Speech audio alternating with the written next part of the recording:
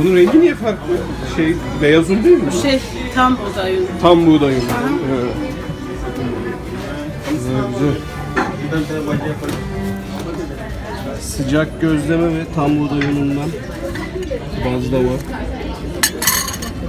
Menemen.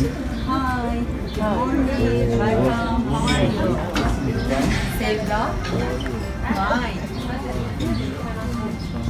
Yes. Yeah. Burada doymadan kalkılmıyor. Tabelada öyle yazıyor. Bakalım öyle olacak mı?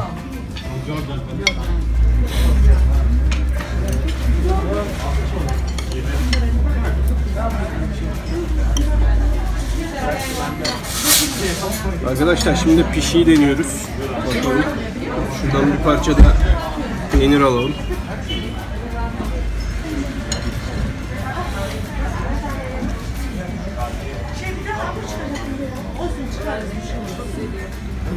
Harika. Domatesler, Domates. sarma domatesler, biberler keza öyle. Her şey doğal duruyor.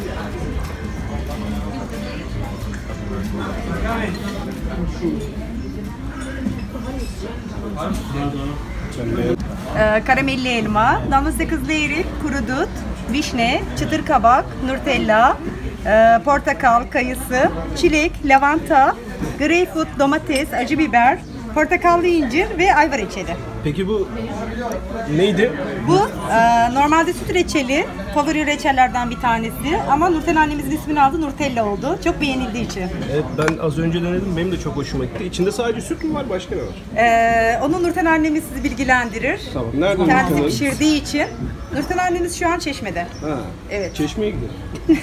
Yapacak bir şey. Tamam.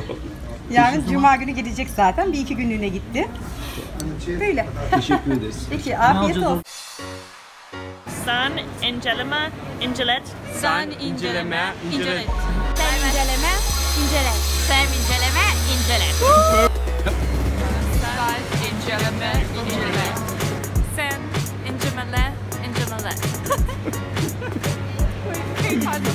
Sen inceleme, incelet. Sen inceleme, incelet. Nasıldı, değerlendirir misin? Bu ikinci gelişim. Sanırım bir daha geleceğim ve sonra bir daha geleceğim. Çünkü çok beğendim. Arkadaşların ilgisi çok yüksek. Doymadan kalkmıyoruz. Teşekkür ederiz. Merhabalar herkese. Benim de buraya ikinci gelişim. Burayı keşfedip arkadaşlarımı getiren ben olduğum için çok daha keyifliyim.